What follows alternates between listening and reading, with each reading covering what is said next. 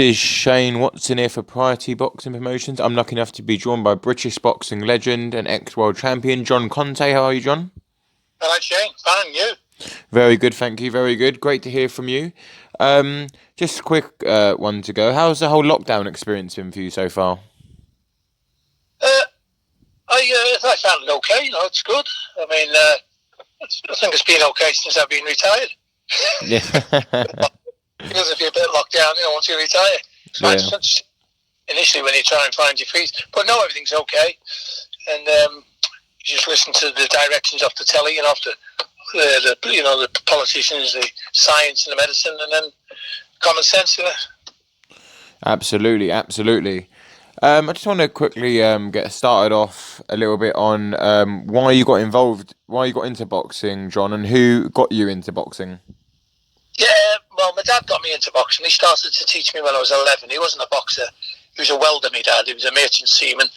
And he was showing me a few moves when he was 11. He's a big family, 10 of us, 8 boys. So he's showing us all a few moves and that, when I lived in Kirby, which is about 12 miles north of Liverpool. I was born in Toxteth, but we moved in there 51 when I was 4 to Kirby for the new town, And my dad was teaching me at 11, showing me a few moves. And after a couple of months, he showed me a double left hook, a hook to the body, the hook to the chin. I get the one to the body, but I kept missing his chin. But after about 6 months, I got the hang of it, and I came up quick, and I caught him on the chin. And he said, I think you're ready for the gym now. So he took me down to Kirby Amateur Boxing Club. Wow, okay. And then, was it something you fell in love with instantly, or does it take you a bit of time to get into it, or? No, I just found it was natural. That's it for me. It was the movements. There were a lot of mates as well. Kids, you're all 11. And there was an old disused RAF camp, actually, just called RAF Fazakerley, which is just outside of Kirby. A place called Fazakerley RAF camp. And after about 2 years, we got a brand new stadium at Kirby Stadium, and so we moved. But at the time, like I said, I was 11. There was a bunch of other kids. So, it was. I just felt it was. I felt it was natural for me. I liked it. And of course, as well as we'll get onto your professional career a bit later, but obviously you were a very successful amateur in your own right as well. I mean, you won the gold at the British Commonwealth Games, which obviously had a bit of a different name back then compared to what it is now. Can you explain a little bit about what it was like to compete in that tournament? Yeah, that was great. Because it was boxing up at Edinburgh, 1970 Edinburgh. It was fantastic. It was really fierce, big. Although the ABAs were big, the middleweight, I won the middleweight championship in 1970, ABAs at Wembley. Then I went up to Edinburgh and represented England in the Commonwealth Games. And that was fantastic, to get an England vest. And then win a gold medal as well. That was a great experience. And watching all the other great athletes all around, It was just, Do you think that really did prepare you well for the pro games then, coming up against against elite athletes in the amateurs in the Commonwealth game, because you only fight good fighters in those tournaments, and then getting that experience surely has got to be key to going into the pro game, because I mean the level of opposition you got up against will be very good. Obviously, fighting away from home. I know England, Scotland isn't very far away, but fighting still away from home and gaining all of that key experience to move on to the pro game. Well, yeah, definitely it helps you. I think the higher you go, the more experience you've got to do with pressure, talent. You're fighting great fighters as you go up. The higher you go as an amateur, but that's not everything. There's some not very good amateurs. They turn pro, become world champions. Now you could go into that better than me as far as the names and the titles and that, who've done that, the academic side of it, But I would say, a lot of guys don't do very well as an amateur, but they turn pro and it suits them as a professional. Yeah. And some guys great as an amateur, turn pro, they don't make it as a professional. Audley Harrison being a good example. My own experience. Who is an example? Well, I said Audley Harrison could be an example. Maybe, obviously, when winning the heavyweight gold in I think it was the 2000 Olympics in Sydney, wasn't it? And he didn't maybe achieve as much as what he probably would have hoped for as a professional. As much as he still was a British champion, and I think he had a European title as well. But obviously, I think everyone thought Audley Harrison would go on to dominate the world scene as well, which obviously he fell well short of. Well, again, the levels, the highest level, we're judging it, and certainly subconsciously, even that last conversation we just had there, we're judging it against the highest level. The Muhammad Ali's, the Sugar Ray Robinsons, really the best, which is great, because they're the highest levels you can go to. But you got to look at what you did do. What he done? Olympic champion, Audley, as you said, he turned pro. I don't think he was that young when he turned pro, was he? No, he wasn't that young. No, because if it was 2000 and he retired about 6 years ago, then no, he couldn't have been that young. He couldn't have been that young when he was an amateur. So maybe you put a lot into the amateurs, you see, which is fantastic. The Olympic Championship, fantastic. So, and then, as you say, there's all those levels you can go for, and obviously the journalists and all that, or also anyone can just judge. You're going to judge against the top level, which is practical, realistic. You know what I mean? It's realism. But you also got to look at what he did do. So these guys we mentioned about turning pro and not making it or not fulfilling their potential, let's say. But you got to look at what they did do, and obviously people don't fulfil the potential as well. There's that side of it, Yeah, but of course. for me, it was a mental state. They were all mental states. There was crossroads you come to. Yeah. I mean, I failed miserably in the European Championships, for example. Went over there, fought a guy there, should have well won, and I didn't. And so that was at the European titles after the Commonwealth Games, and then then I turned pro. But I come back, learn from that. And I said, now, if I intend to turn pro after that, what do I do? Am I prepared to totally commit myself to this business? Which I didn't. And even though you're fit for the European titles, let's say, there wasn't a mental commitment there, let's say. Or there was a lack, even if there was a lack of, it was inexperience. So you get the experience of whatever happened in the ring. You come out, learn from it. You make a decision to go forward, as I did, with the same business, boxing, and you learn from it. So, because now I've got material I've learned from the past, which was a negative. I know exactly what to do with it. Completely the opposite, positive. So that's the way I turned pro, with that mental state, knowing what I was going to do, training 100% for at least 3 years. So it was more like 5 years. I give myself. I would give it, eat, sleep, and drink it 24 hours a day, although you're only training twice a day. Was total dedication and commitment, and that was it. So if Georgie Francis, my manager, would have told me to jump off a cliff, I wouldn't ask the question. I would have just do it twice as quick, Yeah. He told me. Because they're doing it for you. They're not doing it to kill you. They're doing it to make you get higher, to beat the opponent. So it's that mental reaction. So we mentioned about losing, not fulfilling potentials. I think everyone has crossroads, Yeah. That's why I decide what you decide to do at those crossroads. And then whatever you do, whether you go forward or you don't go in the same business, you go into something else, you've got experience knowing that whatever you do, you can give it, it's up to you to give it 100%.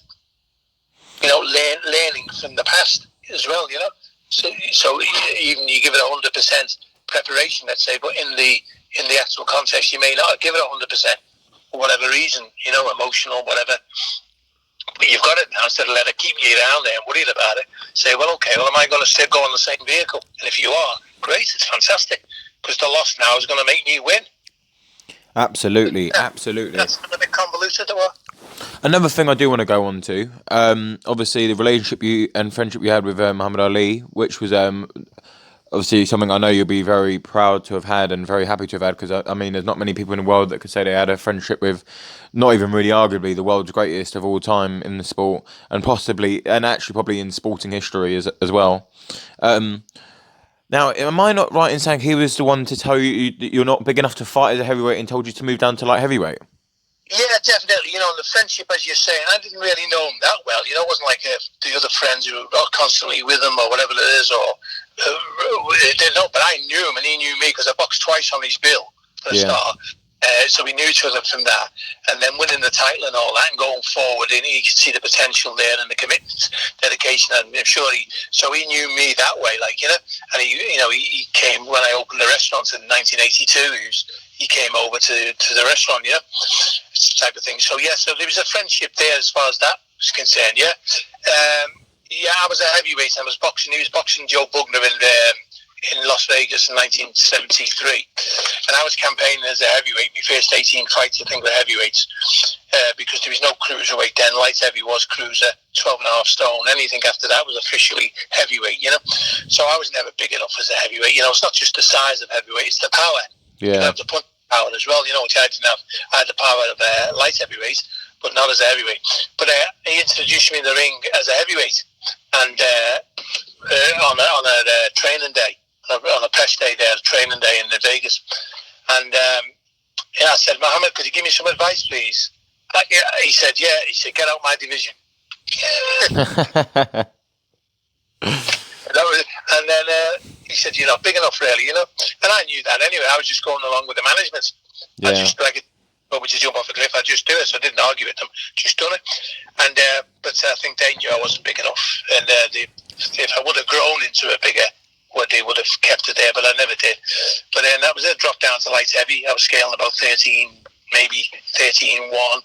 We're in Vegas, so it was only £6 over the. It was £8. But I came back to to London, and I fought for the European title straight away. And light heavyweight. And is that where you felt like you would be your best as well? Would you? That must have been a decision you were very happy with making in the end, obviously, because after what you achieved at light heavyweight, surely you don't believe you would have achieved that at heavyweight as well, would you have? No way. No way. Yeah. That's what I'm saying. No, I just left it to the management anyway. Like I said, if they said I was a heavyweight, so I was a heavyweight. Yeah. Do you think that's bad management though, or do you think that was maybe, I don't know? No, it was great management. No, it was great management, whatever it was, because it got me the 18, all that experience of fighting bigger guys as well. Yeah. It was brilliant, and actually they thought I was going to grow into. If we had the cruiserweight, it would have been great, wouldn't it? Because it could have just moved. I could have went light heavy and just moved quite easily into a full-blooded cruiserweight. Yeah. You know, you're still fighting bigger lads as well, heavyweights, but they're coming down from heavyweight. So like myself, they weren't big enough for heavyweight. You know, they're coming down to cruiserweight like nowadays. You know, but I wasn't big enough for certainly heavyweight, but I would have been big enough for a cruiserweight. Even come down to lads, fighting lads who have actually come down as full heavyweights, you know, big heavyweights. Do you think that's kind of frustrating that there wasn't a cruiserweight division back then? Because you most certainly could have been a 2-weight world champion then, couldn't you have? No, I don't have any thoughts of that, about frustration as far as that's concerned. No, the reality was what it was. It was light and heavyweight. And like I said, they managed me fantastic to get me into the position to come back after... in the Vegas, which I won as well over there, to come back and fight for the light heavyweight campaign in the light heavyweight division. So it was all successful, you know, it was great management. Yeah, and a little bit I want to talk about before you get to your world title honours. Obviously, you did it the very traditional way, which you don't see too often these days, but it's great that you did it this way. The British, the Commonwealth, and European, which is obviously the traditional route of doing the winning the belts. How was that? How pivotal was that experience of getting them championship rounds against very good fighters that you climbed up your way to world level, but getting the British and Commonwealth and European against very good fighters before you got to world title level? That experience must have been vital for you in the big fights, surely. Oh yeah, but again, you don't figure it out like you're asking me that question now. And I'm thinking like a journalist or an academic about it, but which I'm not. And my experience wasn't that. You're just doing what they tell you to do. Yeah. You know, which is a winning way to do it. I kept it dead simple. It was easy, you know. And they tell you what to do, and you just do it. And that was fantastic. So it was the and moving through. That was normal anyway. It was a normal way of going through to get you down. I mean, how many fights would you have? 30 fights or something before you fought for the title? Yeah, you know, maybe 25 at least or something, you know, before you fight for the British title or something like that. Okay, it was different nowadays, but it was. That's just the way it was for all the lads. You know, it was just normal. So it wasn't. I don't think it was a plan as such. It was just the way it was. I think if they had more, like they've got now, more weight divisions to mess around with, and more versions of the title, you could be having the shots at titles with a lot less fights, you know, in preparation. But for me, and then if you're prepared properly, it's still good anyway nowadays. However many fights it takes you, if you're in the best shape, that's what it is. Some people it may take, 15 fights. Some it may take 30. But whatever it is, if it's right for you, and you'll prove when you're fighting the title, if it was right or wrong, whether you win or not, So, no, it was the right way for me. Everything was. And then I do want to go on to obviously your world title triumph as well. Like, so obviously you won the WBC light heavyweight title, which some people do regard as the best world title to win, especially more so in your time against a very good fight against Jorge Amuda, and you held the title until 1977. Obviously, that was. In that time, you became a bit of a superstar in the UK, and obviously, like my parents, they're not even the biggest boxing fans, but they remember you fondly as well, and still speak highly of you now. So, how was it that jumping into stardom and into limelight and becoming a world champion? Well, it was fantastic. It was great. Number one, the upside and downside. Yeah. So you're in Liverpool, you're dreaming of coming to London, and because everything's happening there, it's all in the big capital, not so much now in the sense I take it, you know more about it than me. You put a camera in the room, you can visit, you beam it all over the world. Yeah. So it's more easier now. So the capital is wherever the camera is, I take it, because you can beam it all over the world anyway. But you had to come to London, the capital, it was fantastic. So I knew what I was going to do once I made the commitment. I knew exactly what I was going to do, everything, totally. Whatever they told me to do, I'd do. I just picked George was my manager, suited me, George, when he was ideal. And then it was you just rock it up there, you fulfill your potential and you rock it up there. So getting up to the titles and getting into the limelight and the starlight, as you said, whatever they describe it, that's hard to handle. Yeah. For certain individuals. Now, some people, it's not hard to handle. They couldn't go crazy if they tried. Yeah. They're just balanced, And if you told them that, they wouldn't understand what you're saying, because they're just balanced people, But a lot of us, we just want to go, higher and higher, and it's like the wings fall off. Was it Pythagoras or someone? Yeah. It's like, the nearer you get to the sun, the more chance it's going to melt the wings or something, and you fall to air. But you got to go up there. You're going up there. Maybe it's not a bad analogy, a good analogy that, but whatever. Because some do keep going, and the wings don't fall off, or they don't even try and get that high anyway. But I'm losing it now. But and then you have to adjust to that to find your way. How you get your way through that. And another question I did want to ask, obviously, you didn't lose your belt in the ring, and we've had that with a few British fighters over the years. How is that coping with the fact that you didn't lose your belt in the ring? So it obviously probably still feels like it is your belt because you didn't maybe rightfully lose it. I want to also ask, why didn't you fight your mandatory defence? Right, because it was about contract, money, personalities, George, Mickey Duff, the syndicate. So I was battling with everybody, Yeah. When they said I didn't not to go to Monte Carlo to fight the guy there, his name to defend the title, because the money in the contract wasn't an emotional and personal stuff, personal to them. So, you could call it resentment, anger, whatever you want to call it. And it's worked. I've allowed it to work negatively for me. Whereas now you just go and fight anyway. If you had even had those problems with them, you get the way, you keep the title, bang, and then come back and because you keep the title, you keep your money, your income, and all that stuff. You got the power position. But for me, I think because the trust was broken, let's say, I felt with the management, and so there was that, and. You can go deeper into all that, you can go into reasons why, psychological, emotional, practical reasons as well. Did you have issues? Sort of, I think there was an issue with alcoholism. Yeah. Stop blaming booze, but you have to look at it practically and say, well, how did that have an effect on you, So you start making decisions which you wouldn't have been doing before you sort of cross the line with booze, or before it starts taking an effect on you, and you don't that the effect is taken on you. In fact, you could be training. Funny one, for the booze. How much?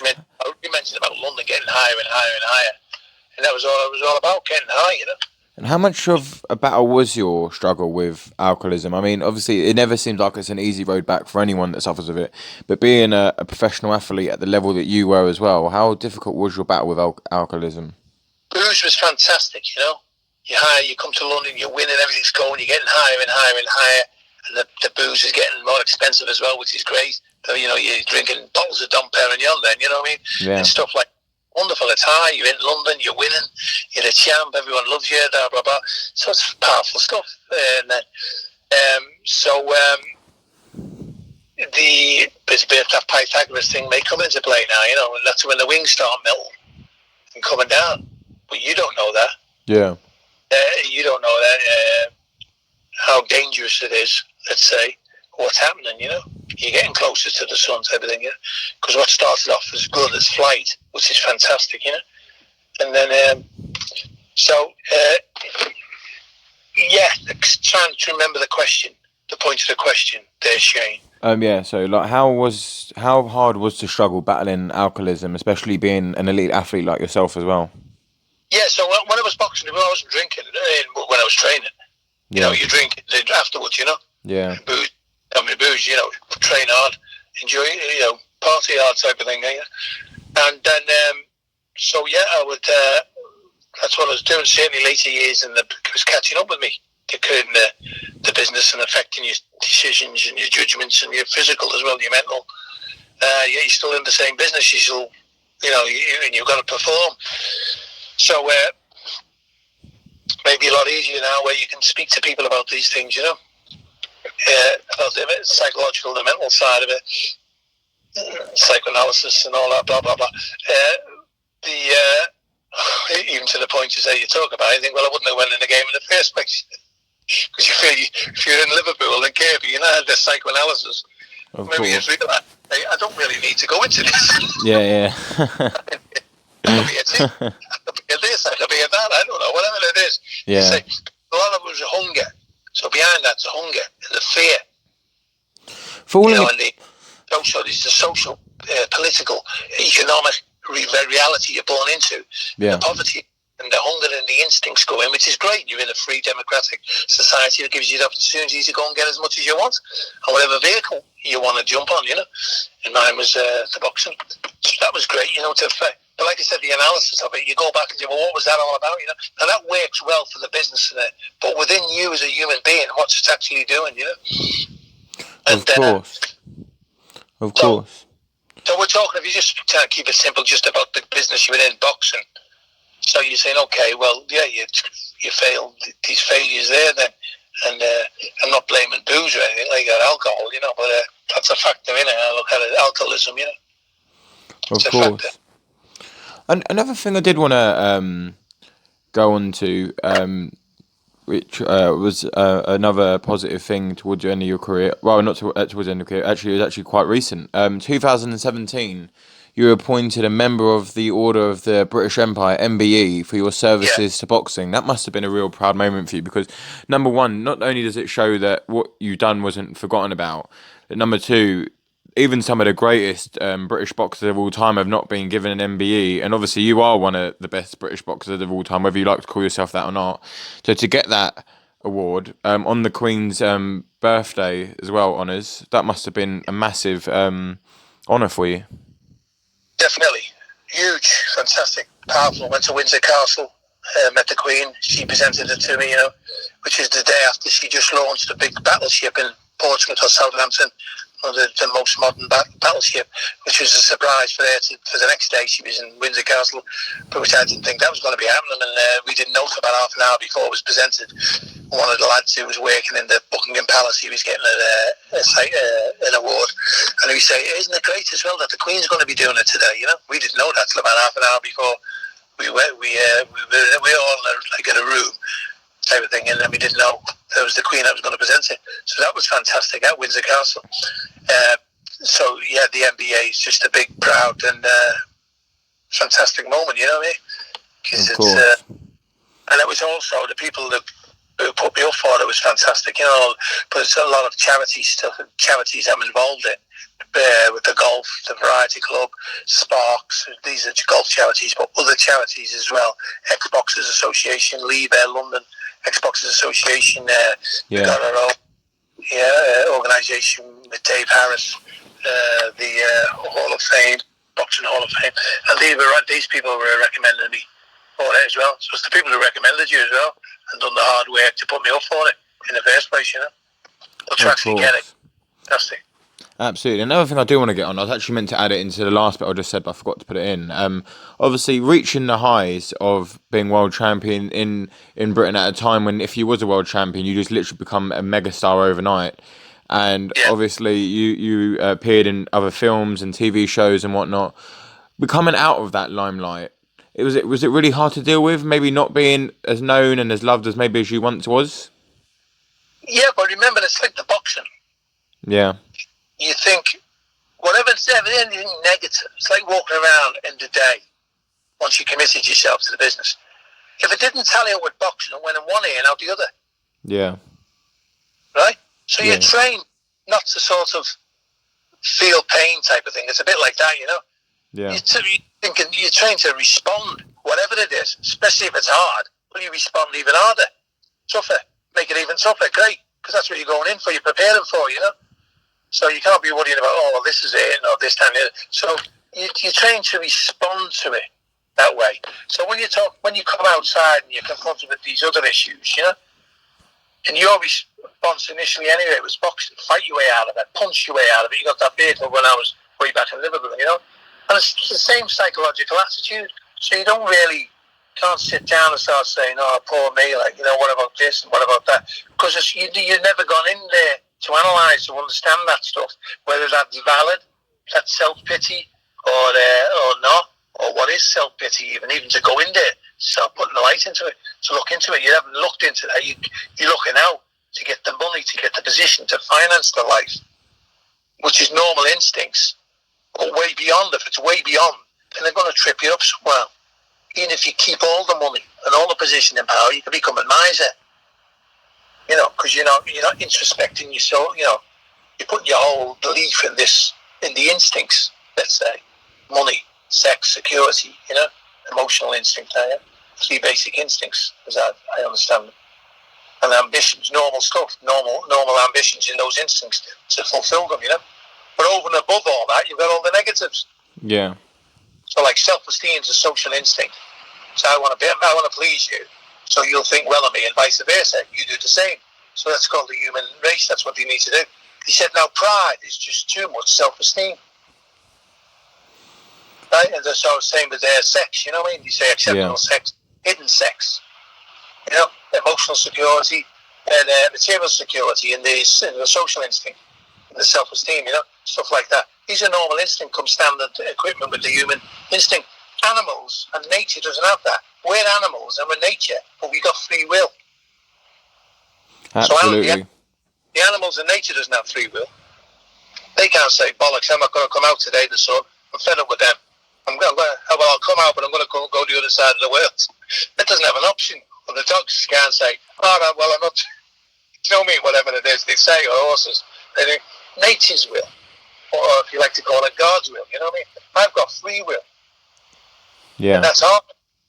And now the introspection comes in. Am I prepared to shine the light, introspect, to say, well, what do we even mean? What is it about this free will and instinct and motive and all that? So it's not trying to rationalise or justify failure or negatives or whatever it is, or what I didn't do or what it could be, but at least I'm looking into it to introspect it. Of course. So I think going back to the point, Shane, was about what was it about once you come out of it, and you hit the world now.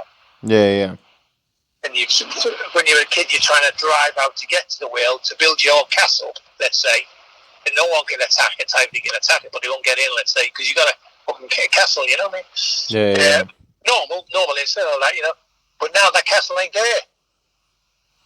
100%. I couldn't agree with you more. John. That's because it wasn't really the castle. The castle is you as a human being. That's the castle. And you've got all the power inside you to deal with anything attacking you or the happiness inside or outside. You know, because it's you got free will, and it's life, and you got the spirit of life, and everyone's got a higher power.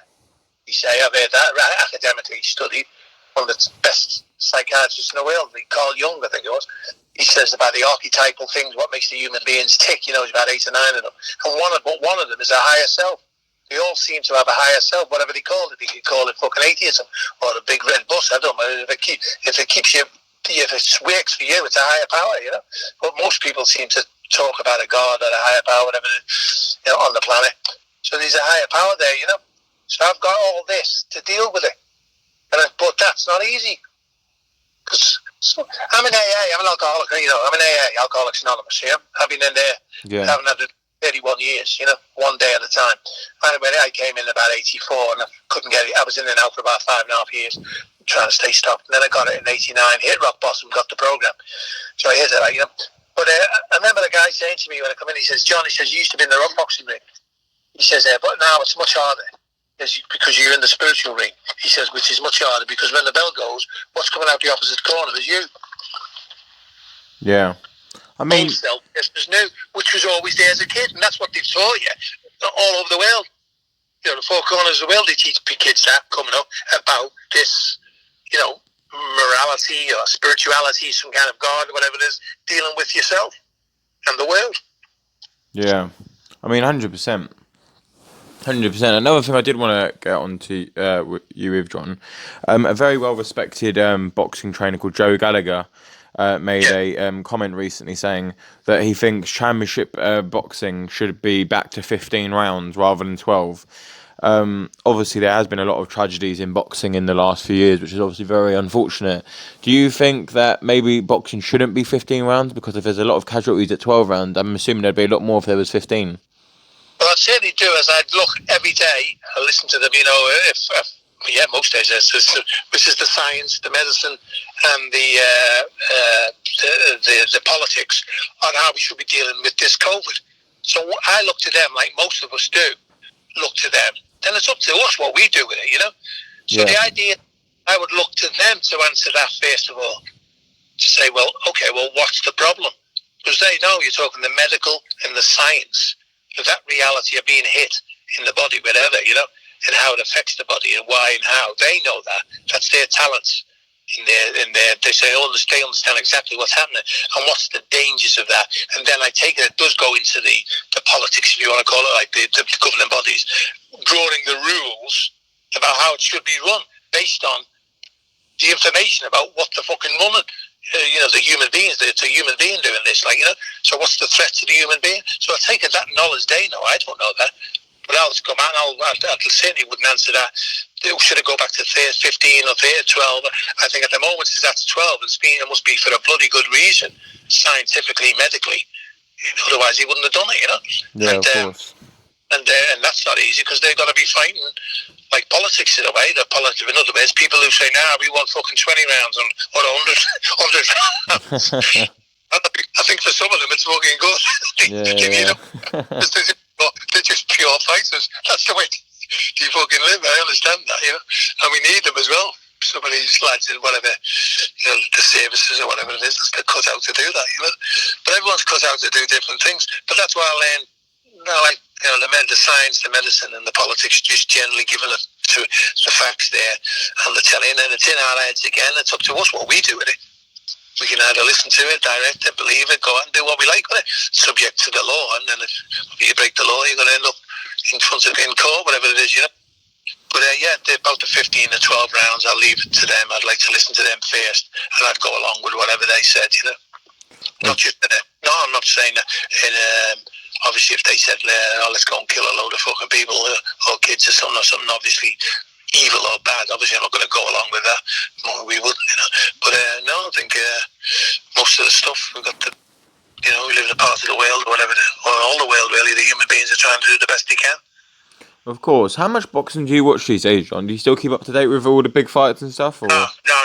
I go to the only fights I go to is when business people are going. They invite me to go there, either the big fight, amateur or pro, and then I'll watch a couple of fights and study it. And it's like when I'm asked to do, not a lot, certainly not last a long time now, really, to do inter-round commentary, because you've got to be committed to that anyway. I wasn't. But I like the idea that I could look at it and generally have an overview. So I'm not trying to be a journalist or a trainer or something, Yeah. No, just talking about my own general way. I just say, because then I'd study it. At least I'd be concentrate. The most thing with fights, you'd have to give a good opinion on it. You have to focus and concentrate on it. Oh, of course, yeah. The punches and all that, and a minute goes, 2 minutes, a fucking round goes. You think, hang on, I don't really know what happened that round. If somebody asked me, Yeah, of course. and so I study it. If I do, I'd really study it when I'm watching it. But I don't go to that many, Shane. Yeah, one thing just to round off on, which is a bit of a funny and a positive one. Am I right in saying that Muhammad Ali said that you were handsome as well? Yeah. He said, we shouldn't be boxers, we should be movie stars. I said, well, if you get me the contract, I'm prepared to leave this business. he wouldn't leave. He wouldn't leave it, I couldn't leave it. But said, if you can get me the deal in fucking Hollywood, I'll be off. I'll be in there. John Conteh still living it up in Hollywood. That would be something, wouldn't it? Yeah. I remember them saying, Scousers have a different view of that, I told them, Because he once said to me, hey, that's a strange accent. He says, what was it? He says, where are you from? I said, Liverpool.